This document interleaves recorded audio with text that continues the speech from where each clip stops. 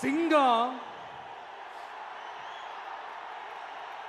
ஒரு சிங்கம் எப்போ எதுலயும் பெக்யூலியர் தான். ஒரு முறை சிங்கம் கர்ஜிச்சதுன்னா அந்த சவுண்ட்ல ஒரு 8 கிலோமீட்டருக்கு சும்மா அதிரும், எல்லா திசைகளும் அதிரும். அப்படிப்பட்ட அந்த சிங்கம் வேட்டைக்கு மட்டும்தான் வெளியில வரும், வேடிக்கை பார்க்கறது வராது. வேட்டையில கூட உயிரோடு இருக்கிற மிருகங்களை தான் வேட்டையாடும். அதுலயும் பெரும்பாலும் தன்னை விட பெரிய சைஸ் உள்ள மிருகங்களை தான் குறி வச்சு தாக்கும், ஜெயிக்கும். எவ்வளவு பசியில் இருந்தாலும் உயிர் இல்லாததை, கெட்டு போனதை தொட்டு கூட பார்க்காது. அப்படிப்பட்ட அந்த சிங்கம் அவ்வளவு ஈஸியா எதையும் தொடாது, தொட்டா விடாது. காட்டோட 4 பக்கமும் மார்க்கிங் மை டெரிட்டரின்னு தன்னுடைய பவுண்டரியை தானே வகுக்கும். அப்படிதான் அந்த காட்டையே தன்னோட கண்ட்ரோல்ல வச்சிருக்கும். சிங்கத்துக்கு கூட்டத்தோட இருக்கிறதுக்கும் தெரியும், தனியா இருக்கிறதுக்கும் தெரியும். அப்படியே தனியா வரணும்னு நினைச்சாலும் அஞ்சாம அலட்டிக்காம சும்மா கெத்தா தனியா வந்து அத்தனை பேருக்கும் தண்ணி காட்டும். எப்போ எதிலையும் தன்னோட தனித்தன்மையை இழக்கவே இழக்காது. Yes, a lion is always a lion.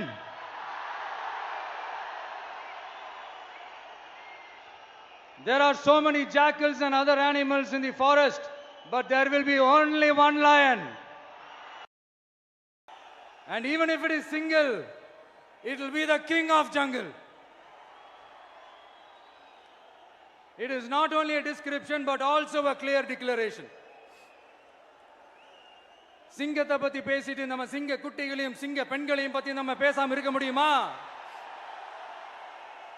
அவங்கள எப்படி நான் மறப்பேன்? அவங்க தான் என்னுடைய உயிராச்சே. என் நெஞ்சில் குடியிருக்கும்.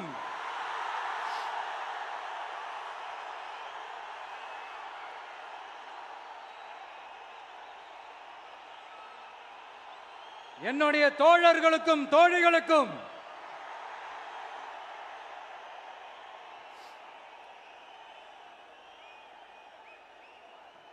நேர்ல வர முடியாத சூழல்ல வீட்டில் இருந்துகிட்டே நம்மளோட இந்த மாநாட்டில் நேரலை வாயிலாக கலந்துகிட்டு இருக்கிற என்னுடைய அம்மாக்கள், அக்கா தங்கைகள், அண்ணன் தம்பிகள், நண்பர்கள் அனைவருக்கும் என்னோட உயிர் வணக்கம்.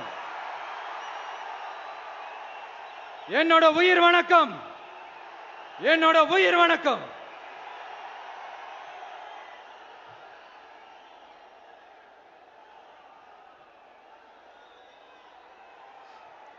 வீரம் விளையும் மாமதுரை மண்ணை வணங்குகிறேன்.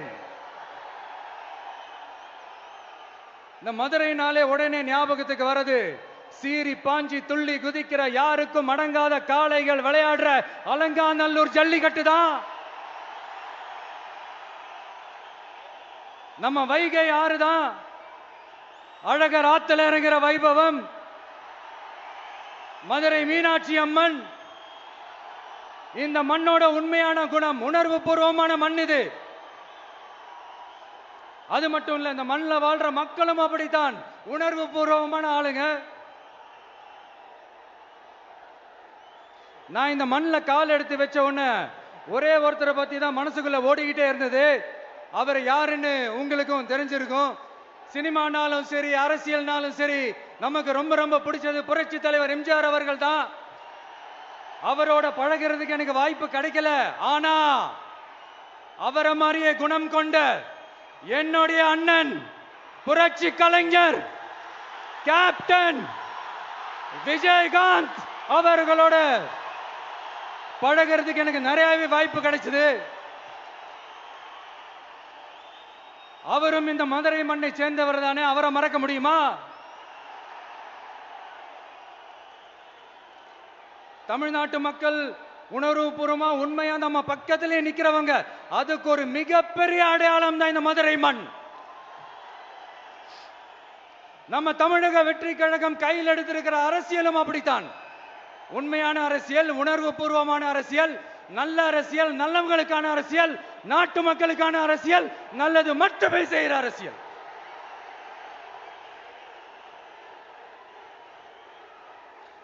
இதோ நம்மளுடைய இந்த 2வது மாநில மாநாடு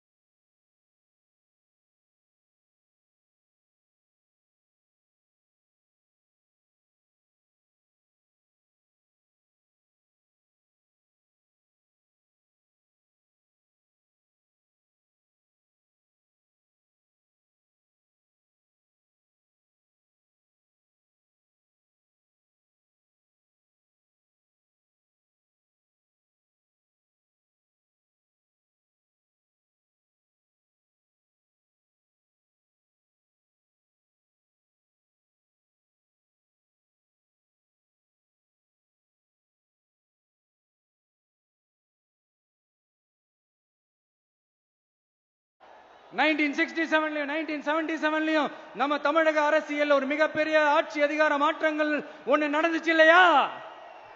அதே மாதிரிதான் அடுத்த வருஷம் 2026ல அப்படி ஒரு வரலாறு திரும்ப போகுதுன்னு உறுதியா சொல்றதுக்கான மாநாடு தான் நம்மளோட இரண்டாவது மாநில மாநாடு. விக்கிரவாண்டி விசாலையில் நம்மளுடைய ஃபர்ஸ்ட் மாநாடு நடத்தணும், வெற்றி கொள்கை திருவிழா. அதுக்கப்புறமே நீங்க பார்த்திருப்பீங்க தமிழக அரசியல் அந்த தட்ப வெப்பத்தையே மாத்தினுச்சு. நமக்கு எதிராக எத்தனை குரல்கள். ஆனா உங்களுக்கு தான் நம்மளை பத்தி நல்லா தெரியுமே, எந்த குரலையும் காதலையே போட்டுக்காம மக்களோட குரலை மட்டுமே கேட்டுக்கிட்டு நமக்கு எதிராக வர அத்தனை கூக்குரல்களையும் சின்னதா ஒரு சிரிப்போடவே கடந்து வந்திருக்கிறோம். அது இல்லாம நம்ம மாநாட்டில் ஒலிக்கிற இந்த குரல் இந்த ஒற்றை தமிழ் மகனோட குரல் மட்டுமல்ல, ஒட்டுமொத்த தமிழ்நாட்டு மக்களுடைய குரல். தமிழ்நாட்டில் இருக்கிற ஒவ்வொரு வீட்டில இருந்தும் ஒலிக்கிற குரல், ஒட்டுமொத்த உலகெங்கும் வாழும் ஒவ்வொரு தமிழ் வீட்டிலிருந்தும் எழும் குரல்.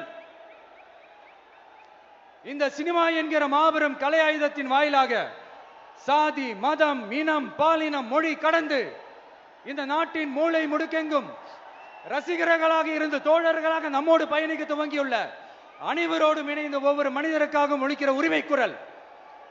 மாநில உரிமைக்காக, பெண் உரிமைக்காக, சமூக நீதிக்காக, சமநீதிக்காக, மதச்சார்பின்மைக்காக உண்மையா ஒலிக்கிற குரல்.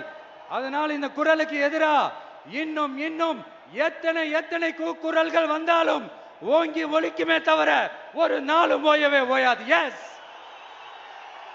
it is an unstoppable voice, an unstoppable force.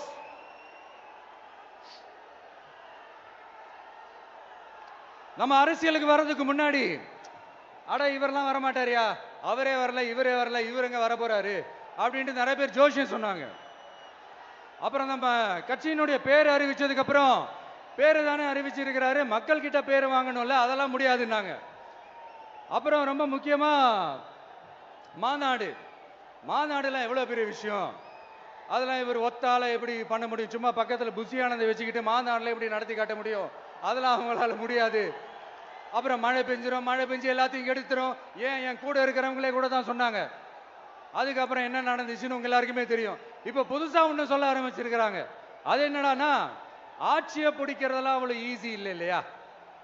இப்ப அதெல்லாம் விட்டாங்க, இப்ப இங்க வந்துட்டாங்க. இவர் நேரா ஷூட்டிங்ல இருந்து வருவாராம், வந்து ஆட்சியை பிடிப்பாராம். அது எப்படி இவராலே முடியும், அவராலேயே முடியல, இவராலேயே முடியல, அவருக்கு அத்தனை வருஷம் ஆச்சு, இவராலே எப்படி முடியும் ஒரு பக்கம். இன்னொரு பக்கம் கூட்டம்லாம் ஓகே தான், அது எப்படி ஓட்டா மாறும் அப்படின்றது இன்னொரு பக்கம். இப்படி கதை, திரைக்கதை, வசனம், இயக்கம், பாடல்கள்,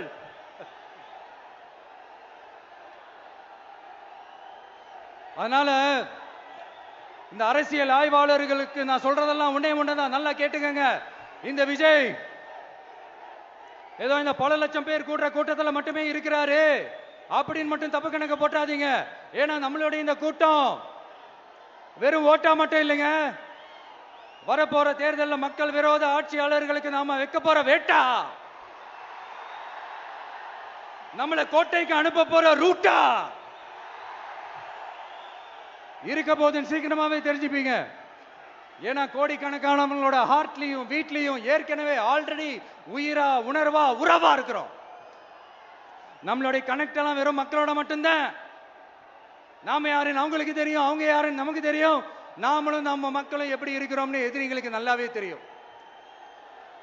இருந்தாலும் இந்த விஜய் எதுக்குப்பா வந்திருக்கிறாரு, இவர் என்ன புதுசா என்ன திட்டம்லாம் சொல்லிட்டாரு அப்படின்னு வேற நிறைய கேள்விகள். இந்த சொல்றேன் தெரிஞ்சுக்கங்க. பெண் குழந்தைகள், பெண்கள் மற்றும் வயசானவங்களோட பாதுகாப்புல தான் நம்ம பிரையாரிட்டியே. அடுத்து இளைஞர்கள், உழவர்கள், உழைப்பாளர்கள், நெசவாளர்கள், மீனவர்கள், ஆதரவற்ற முதியோர்கள், மாற்றுத்திறனாளிகள், மூன்றாம் பால் இனத்தவர்கள்னு இன்னும் யாருக்கெல்லாம் கவர்மெண்டோட ஒரு ஸ்பெஷல் அட்டென்ஷன் தேவையோ அவங்க எல்லாருக்குமான ஒரு கவர்மெண்ட் அமைக்கிறது தான் நம்ம இலக்கே. நான் ஏற்கனவே சொன்னதை தான் நான் திரும்பவும் சொல்றேன். நம்மளுடைய இந்த தமிழக வெற்றி கழகம் ஏதோ அரசியல் ஆதாயத்துக்காக தொடங்கப்பட்ட கட்சியெல்லாம் கிடையாதுங்க. கொள்கை கோட்பாடுகளோடு தந்தை பெரியார், பெருந்தலைவர் காமராஜர், அண்ணல் அம்பேத்கர், வீரமங்க வேலு நாச்சியார், மக்கள் சேவகர் அஞ்சலை அம்மாள், நம்மளுடைய 5 கொள்கை தலைவர்களோட வழிகாட்டுதல்களோடு தொடங்கப்பட்ட கட்சி. நம்ம ஸ்டாண்ட்ல நாம எப்பவுமே ஸ்ட்ராங்கா தாங்க இருக்கிறோம். அதுல எந்த மாற்றத்துக்கோ எந்த சமரசத்துக்கோ துளி கூட இடமில்லை. நம்மளுடைய ஒரே கொள்கை எதிரி பாஜக தான். நம்மளுடைய ஒரே அரசியல் எதிரி திமுக தான். எப்படி? நம்மளுடைய ஒரே கொள்கை எதிரி, நம்மளுடைய ஒரே அரசியல் எதிரி ஏதோ அண்டர் கிரவுண்ட் ஆதாயத்துக்காக டீல் போட்டுக்கிட்டு டீல் பேசிக்கிட்டு இந்த அலையன்ஸ் வச்சுக்கிட்டு இந்த ஊரை ஏமாத்துற கட்சி எல்லாம் நம்ம டிவிக்கே கிடையாதுங்க. யாருக்காகவும் எதுக்காகவும் எந்த பயமும் கிடையாது. மாபெரும் பெண்கள் சக்தி நம்மளோட இருக்கிறாங்க. மாபெரும் இளைஞர்கள் சக்தி நம்மளோட இருக்கிறாங்க. ஒட்டுமொத்த தமிழ்நாட்டு மக்களுடைய சக்தி நம்மளோட நிக்கிறாங்க. அப்படி இருக்கும்போது இந்தியாவில் இருக்கிற எல்லா ஸ்டேட்லயும் வாழ்ற நம்ம தமிழ் நெஞ்சங்கள் மட்டும் இல்ல, உலகம் பூரா 100க்கும் மேலான நாடுகள்ல வாழ்ற நம்ம தாய் தமிழ் உறவுகள் எல்லாருமே என்ன விஜய் தளபதி விஜய் இல்லனா விஜய் தளபதி இப்படி சொந்தம் கொண்டாடுற கோடிக்கணக்கானவங்களோட அன்பு மாசியும் நம்மளோட இருக்கும்போது, இவங்க எல்லாருமே நம்மளோட நிற்கும் போது எதுக்குங்க இந்த பாசிச பாஜகவோட நேரடி கூட்டணியோ இல்ல மறைமுக கூட்டணியோ உறவு வச்சுக்க? நாம என்ன உலகமாக ஊழல் கட்சி என்ன?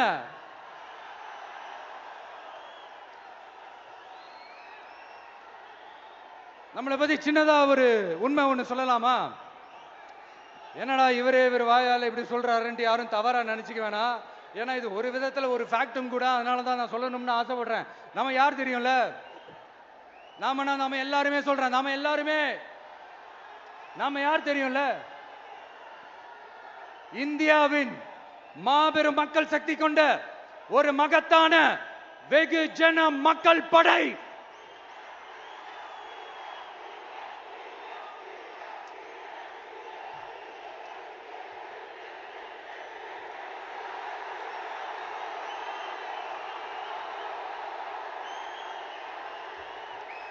அதனால நம்ம தலைமையில நாம அமைக்க போற இந்த உண்மையான மக்களாட்சிக்கான அச்சாரமாக மாபெரும் மக்கள் சக்தியை அணி அணியாக நம்மளோட திரண்டு நிக்கிறப்போ இந்த அடிமை கூட்டணியில சேர வேண்டிய அவசியம் நமக்கு இருக்குங்க.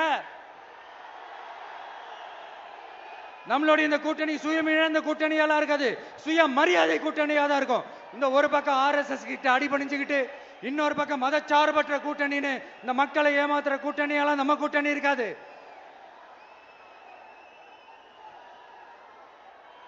நான் இப்பவும் சொல்றேன், நம்மளை நம்பி வர்றவங்களுக்கு ஆட்சியிலும் அதிகாரத்திலும் உறுதியாக பங்களிப்பு செய்யப்படும். உடனே இந்த கேள்விகள்லாம் வரும். அப்ப யாரு கூட்டணி, யாரு வரா, யாரு போறா, இந்த கேள்விகள்லாம் வரும். இந்த கேள்விகளுக்கெல்லாம் ஒரே ஒரு பதில் தான், சஸ்பென்ஸ்ல சஞ்சாரம் செய்யுங்க. ஆனா ஒண்ணு, 2026ல 2 பேருக்கு நடுவுல தான் போட்டியே. ஒன்னு டிவிகே, இன்னொன்னு டிஎம்கே. இந்த போட்டி எப்படி இருக்க போதுன்னா, இந்த அலையன்ஸை வச்சு எப்படியாவது நம்ம தப்பிச்சிடலாம். என்ன இந்த பழைய இந்த மேத்தமேட்டிக்ஸ் அரித்மேட்டிக்ஸ் இதெல்லாம் வச்சு எப்படியாவது நம்ம தப்பிச்சிடலாம் அப்படின்னு நினைக்கிறவங்களோட அந்த கனவு ஒரு நாளும் மைப்படாது. சரி, இப்ப நம்ம வேற ஒரு ஏரியாவுக்கு ஒண்ணு வருவோம். எதிர்காலம் வரும், என் கடமை வரும், இந்த கூட்டத்தின் ஆட்டத்தை ஒழிப்பேன்.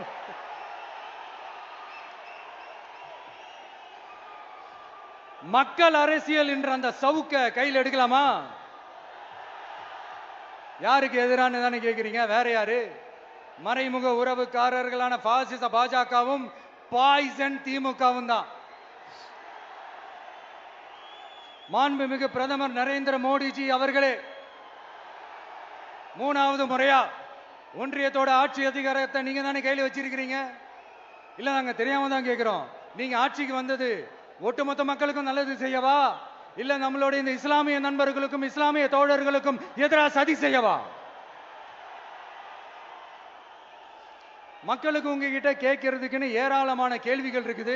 அதனால அவங்க சார்பா அவங்கள ஒருத்தனா அவங்களோட ஒரு உண்மையான ஒரு பிரதிநிதியா உங்ககிட்ட சில கேள்விகள் கேட்கணும் மிஸ்டர் பிரைம் மினிஸ்டர் அவர்களே.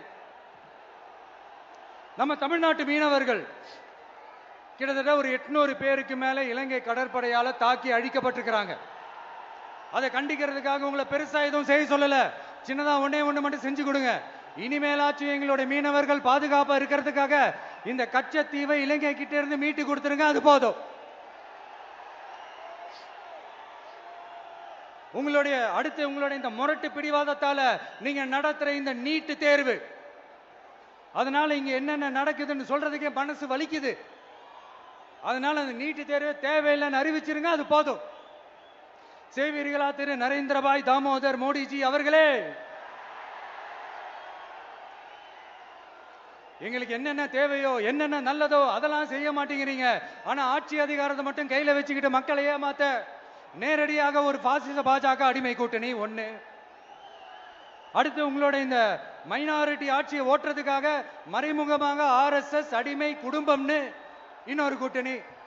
இப்படி மக்கள் சக்தியே இல்லாத இந்த ஊழல் கட்சிகளை மிரட்டி அடிபணிய வச்சு 2029 வரைக்கும் சொகுசு பயணம் போயிடலாம்னு திட்டம் தீட்டி வச்சிருக்கிறீங்க. அதானே ஜி?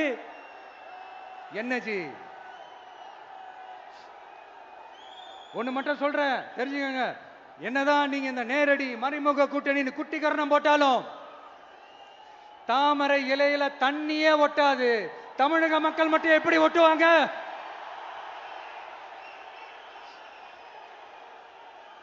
இங்க ஒரு MP சீட்டு கூட தரலன்றதுக்காக தமிழ்நாட்டுக்கும் தமிழ்நாட்டு மக்களுக்கும் எதுவுமே செய்யாம ஓரவஞ்சனை செய்யுது இந்த ஒன்றிய பாஜக அரசு. சங்கம் வச்சு தமிழ் வளர்த்த மண் இந்த மதுரை மண்.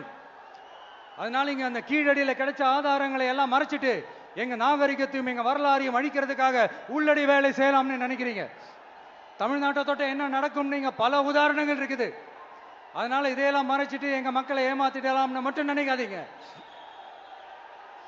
மத நல்லிணக்கத்திற்கு பெயர் பெற்ற இந்த மதுரை மண்ணிலிருந்து சொல்றேன், உங்க எண்ணமெல்லாம் ஒரு நாளும் ஈடேறாது.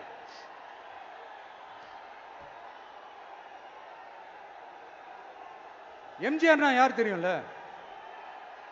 அவரு மாஸ்னா என்னன்னு தெரியும்ல? அவர் உயிரோடு இருக்கிற வரைக்கும் அந்த CM சீட்டை பத்தி ஒருத்தராலையும் நினைச்சு கூட பார்க்க முடியல, கனவு கூட காண முடியல. எப்படியாவது அந்த CM சீட்டை என்கிட்ட கொடுத்துருங்க, என் நண்பர் MGR திரும்ப வந்ததுக்கு அப்புறம் நான் திருப்பி கொடுத்துறேன்னு தன்னோட எதிரியை கூட மக்கள் கிட்ட கெஞ்ச வச்சவர் MGR. எப்படி கெஞ்ச வச்சவர்? அதனால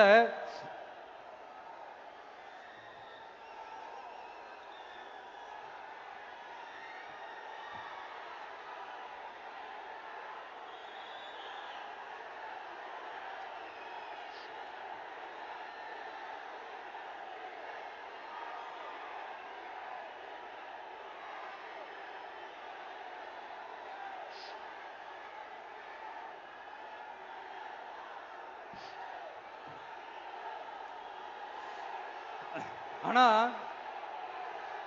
இப்போ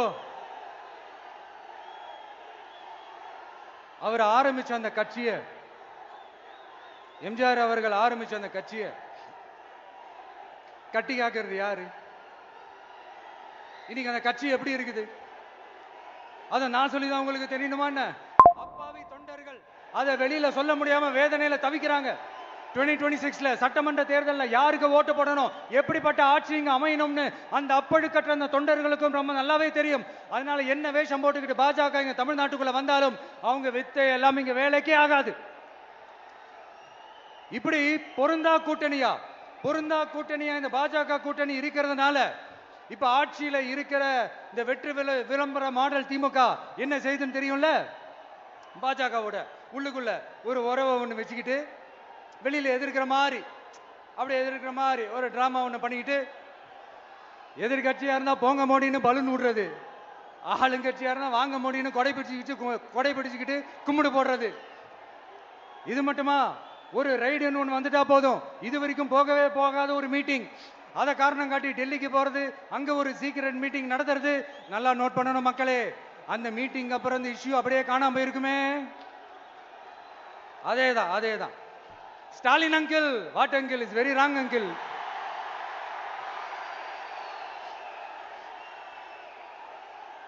இப்படி தமிழ்நாட்டில் இப்ப நடக்கிற இந்த ஆட்சியினுடைய லட்சணத்தை பார்த்துக்கிட்டு நாம எப்படி சும்மா இருக்க முடியும்?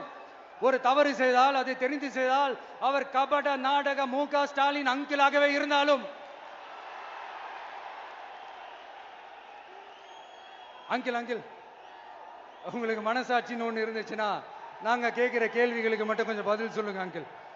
நீங்க நடத்துற இந்த ஆட்சியில நேர்மை இருக்கா? நியாயம் இருக்கா? ஊழல் இல்லாம இருக்கா? சட்டம் ஒழுங்கு சரியா இருக்கா? பெண்களுக்கு பாதுகாப்பு இருக்கா? பொதுமக்களுக்கு பாதுகாப்பு இருக்கா? இயற்கை வளங்களுக்கு பாதுகாப்பு இருக்கா? சொல்லுங்க மை டியர் அங்கிள், சொல்லுங்க. டாஸ்மாக்ல மட்டுமே இது வரைக்கும் 1000 கோடிக்கு மேல ஊழல்னு சொல்றாங்க. அதுல மட்டுமா தப்பு நடக்குது? வேற எதுல தான் நடக்கல? உலகத்திலே மிஸ்டர் கிளீன் ரெக்கார்ட்ஸ் எல்லாம் உங்களுக்கும் உங்க கூட இருக்கிறவங்களுக்கும் மட்டும்தான் அங்கிள் கொடுக்கணும். இதை பார்த்து வாயே இல்லாத ஊரு கூட வயிறு வலிக்கு சிரிக்குது. பெண்களுக்கு 1000 ரூபாய் கொடுத்துட்டீங்கன்னா போதுமா அங்கிள்? அப்படியே அது மூடி மறைச்சிடலான்னு பாக்குறீங்களா?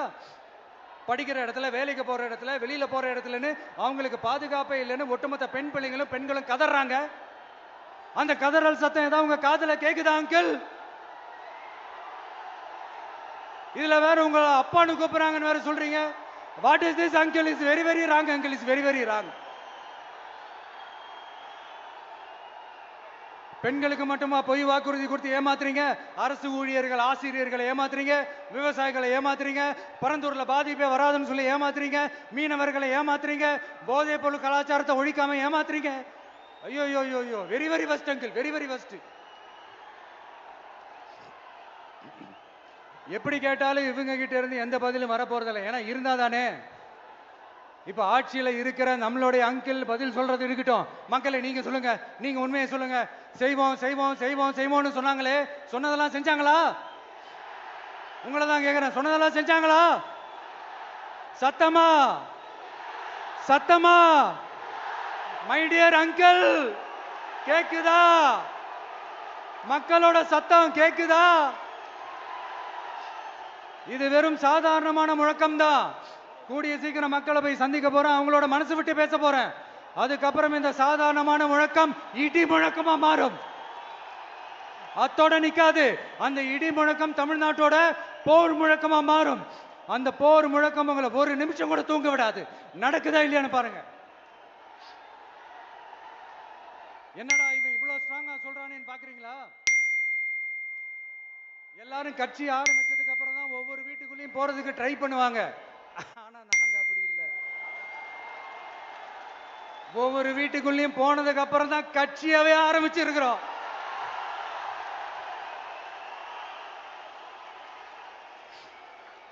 அதனால ஒட்டுமொத்தமா எல்லாருமா சேர்ந்து இந்த திமுக ஆட்சிய, கபட நாடக திமுக ஆட்சிய 2026 தேர்தலில் வீட்டுக்கு அனுப்புறோம்.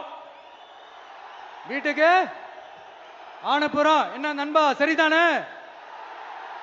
என்ன நண்பி, செய்வீர்கள் தானே?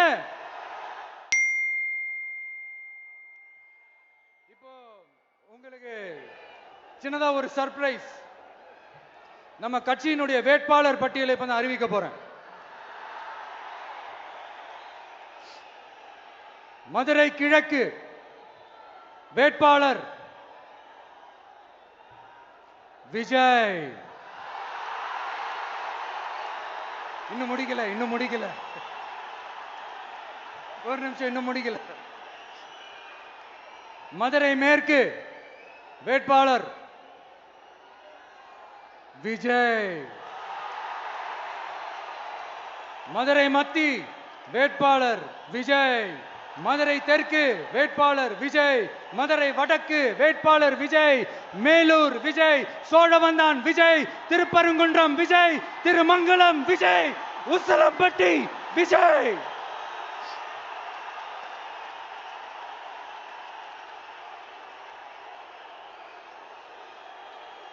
என்னடா எல்லா தொகுதியிலையும் ஒரே வேட்பாளர்னு பாக்குறீங்களா? 234 தொகுதியிலையும் இந்த விஜய் தான். அதாவது உங்க விஜய் தான் உங்க சின்னம். இன்னும் சிம்பிளா சொல்லணும்னா, உங்க வீட்டில் இருக்கிற ஒருத்தர் தான் வேட்பாளரா நிக்க போறாங்க. அந்த வேட்பாளரும் நானும் வேறு வேறு இல்லை. நீங்க அவருக்கு ஓட்டு போட்டீங்கன்னா எனக்கு ஓட்டு போட்ட மாதிரி, இந்த முகத்துக்காக நீங்க ஓட்டு போட்டீங்கன்னா உங்க வீட்டில் இருக்கிற உங்களுடைய வேட்பாளர் ஜெயிச்ச மாதிரி. என்னடா இவர் ஏதோ ஓவரா சொல்றாருன்னு நினைக்க வேணாம். பிராக்டிக்கலா அப்படிதான் இருக்கும், அப்படிதான் இருக்கணும். நீங்களும் அப்படிதான் நினைப்பீங்கன்னு நான் நம்புறேன். ஏன்னா இது நம்மளை விட நம்ம எதிரிங்களுக்கு இன்னும் நல்லாவே தெரியும். அதனால எல்லா இந்த அதிகார பலம் எல்லாத்தையும் தூக்கிட்டு வந்துருவாங்க. வரட்டும், பாத்துக்கலாம். TVK will take it, TVK will meet it, TVK will compete with it and TVK will conquer it, TVK will conquer it.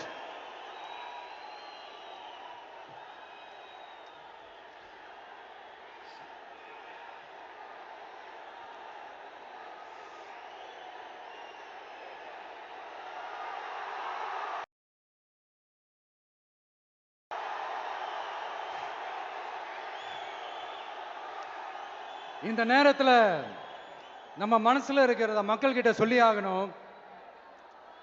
Thoothukudi ஸ்னோலினோட அம்மா என்ன அவங்களோட தம்பி, இன்னும் அவங்க பொண்ணுக்கு நான் தாய் மாமன்னு சொன்னாங்க. அந்த அக்காவோட குழந்தைங்க மட்டும் இல்லைங்க, என்ன அண்ணனா தம்பியா நினைக்கிற தமிழ்நாட்டில் இருக்கிற என்னோட எல்லா சகோதரிகளின் குழந்தைகளுக்கும் நான் இன்னைக்கு மட்டும் இல்ல, என்னைக்குமே ஒரு தாய் மாமனா தான் இருப்பேன். நீங்க எல்லாரும் என்னுடைய ரத்த உறவு, கூட பிறந்த பொறுப்பு. என் வீட்டு ரேஷன் கார்டுல வேணா உங்க பேர் இல்லாம இருக்கலாம், உங்க வீட்டு ரேஷன் கார்டுல வேணா என் பேர் இல்லாம இருக்கலாம். ஆனா நாம் எல்லாரும் ஒண்ணுதான், உறவுதான். நமக்கு இடையே எந்த அரசியலும் உள்ள நுழையவே முடியாது. என்கிட்ட இருந்து உங்களையும் உங்ககிட்ட இருந்து என்னையும் எந்த சக்தியாலும் பிரிக்கவே முடியாது. அப்புறம் நான் ஒன்னும் இந்த மார்க்கெட் போனதுக்கு அப்புறம், ரிட்டையர் ஆனதுக்கு அப்புறம் அடைக்கலம் தேடி அரசியலுக்கு வரல, படைக்கலனோட வந்திருக்கிறோம். பவர்ஃபுல் ஃபோர்ஸோட, மாபெரும் படை வரிசையோட, எல்லாத்துக்கும் தயாராகி தான் வந்திருக்கிறோம். இவ்வளவு தயாரா நாம அரசியலுக்கு வர்றதுக்கு ரொம்ப ரொம்ப முக்கிய காரணம் ஒண்ணு இருக்கு. அது என்ன தெரியுமா? நன்றி கடன், நன்றி கடன், நன்றி கடன். கிட்டத்தட்ட ஒரு 30 வருஷமா, 30 வருஷத்துக்கு மேல நீங்க தான், நம்ம மக்கள் தான் என் கூட நிக்கிறீங்க, எனக்காக நிக்கிறீங்க, என்னை தாங்கி பிடிக்கிறீங்க, மனசுல ஏந்தி பிடிக்கிறீங்க, தாய் அன்போட மடியில ஏந்திக்கிறீங்க. உண்மையை சொல்லணும்னா வேற யாரை விடவும் எனக்கு இந்த அன்பையும் ஆதரவையும் கொடுத்திருக்கிறீங்க. என் மேல உயிரையே வச்சிருக்கிறீங்க. என்ன உங்க வீட்டுல ஒருத்தனாவே ஆக்கிட்டீங்க. நீங்க எனக்கு கடவுள் கொடுத்த வரம்.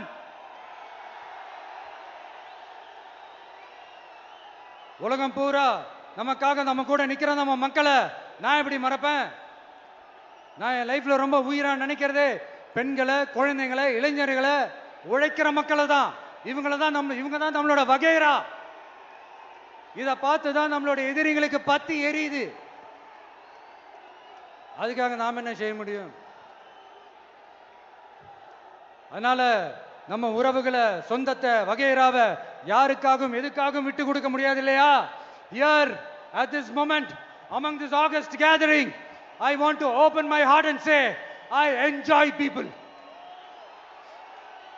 I respect people, I worship people.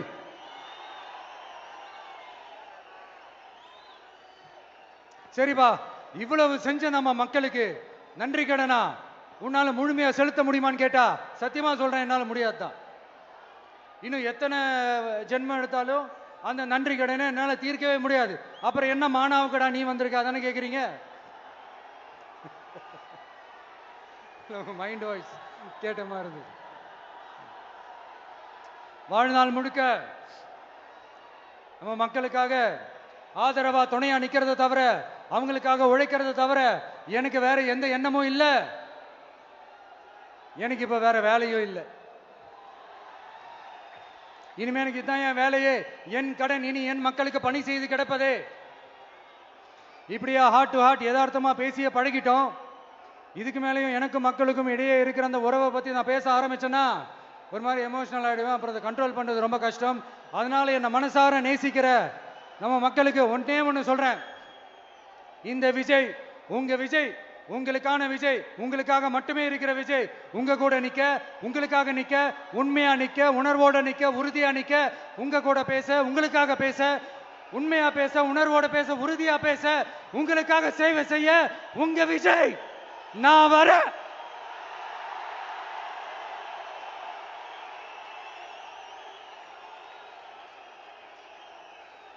சொல்லல முக்கியம், செயல் செயல் செயல் தான் முக்கியம். செய்கை தான் சும்மா சிறப்பா இருக்கணும். நான் ஆட்சிக்கு வந்தேன்னா சும்மா அது செய்வேன், இது செய்வேன், நல்லது செய்வேன், உருட்டுவேன், புரட்டுவேன், அதெல்லாம் கிடையாது. செய்யறதுக்கு, நல்லது செய்யறதுக்கு, நல்லது செய்யறதுக்கு மட்டும்தான் இந்த விஜய். அப்புறம் ஒரு அரசியல் தலைவன், அவன் சினிமாக்காரனா, நல்லவனா, கெட்டவனா, இதெல்லாம் தாண்டி அவன் உண்மையானவனா, அதுதான் ரொம்ப ரொம்ப முக்கியம். இது சம்பந்தமா ஒரு குட்டி கதை ஒன்று சொல்றேன். ஒரு நாட்டில் ஒரு ராஜா தனக்கு பக்கபலமா இருக்கிறதுக்காக, கூட துணையா இருக்கிறதுக்காக ஒரு தளபதியை தேடுறாரு. சரியான தகுதிகளோட ஒரு 10 பேர் செலக்ட் ஆகுறாங்க. ஆனால் அதில் ஒருத்தர் மட்டும் தான் செலக்ட் பண்ணணும். அதனால அந்த ராஜா என்ன பண்றாருன்னா ஒரு டெஸ்ட் வைக்கிறாரு. அந்த 10 பேர் கையிலையும் விதை நெல்லை கொடுத்து இதை நல்லா வளர்த்து கொண்டு வாங்க, ஒரு 3 மாசம் கழிச்சு வாங்கன்னு சொல்லி அனுப்பி வச்சிடுறாரு.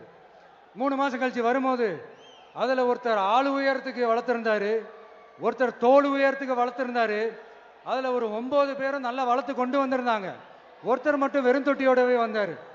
என்னன்னு கேட்டதுக்கு, நானும் தண்ணி ஊற்றி ஊற்றி பார்க்குறேன், உரம் வச்சு வச்சு பார்க்குறேன், வளரவே மாட்டேங்குது ராஜா, என்ன பண்ணுறதுன்னு தெரியலன்னு சொன்னதுக்கு ராஜா அவரை கட்டி அணைச்சிக்கிட்டு, இனிமே நீதான் என்னுடைய தளபதி, எல்லா அதிகாரமும் உனக்கு தான் சொன்னார். ஏன்னா அந்த 10 பேர் கையிலையும் ராஜா கொடுத்தது அவித்த விதை நெல், அது முளைக்கவே முளைக்காது.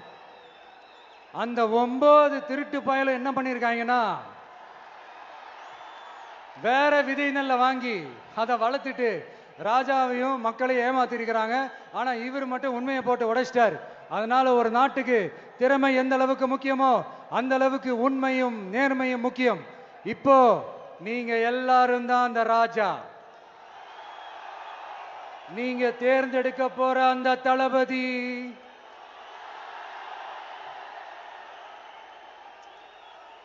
சும்மா சினிமாக்காரன் சினிமாக்காரன் சினிமாக்காரன். அம்பேத்கர் அவர்களை தோக்கடிச்சது சினிமாக்காரன் இல்ல, அரசியல்வாதி. காமராஜர் அவர்களை தோக்கடிச்சது, இங்க விருதுநகர் பகுதியில் தோக்கடிச்சது சினிமாக்காரன் இல்ல, இன்னொரு அரசியல்வாதி. இன்னைக்கும் நம்ம கூட வாழ்ந்துட்டு இருக்கிற நல்ல கண்ணு ஐயாவை தோக்கடிச்சது சினிமாக்காரன் இல்ல, அரசியல்வாதி. இப்படிப்பட்ட நல்ல நல்ல தலைவர்களை எதிர்த்து நின்று தோக்கடிக்கணும்னு அந்த எண்ணத்தை உருவாக்குனது சினிமாக்காரன் இல்ல, அரசியல்வாதி. அதனால எல்லா அரசியல்வாதியும் அறிவாளியும் கிடையாது, எல்லா சினிமாக்காரனும் முட்டாளும் கிடையாது. கான்பிடண்டா இருங்க, நல்லதே நடக்கும், வெற்றி நிச்சயம்.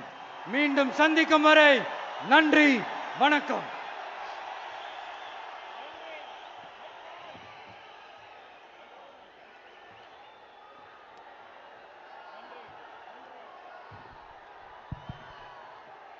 தமிழக வெற்றி கழகத்தினுடைய வெற்றி தலைவரின் வார்த்தைகள்.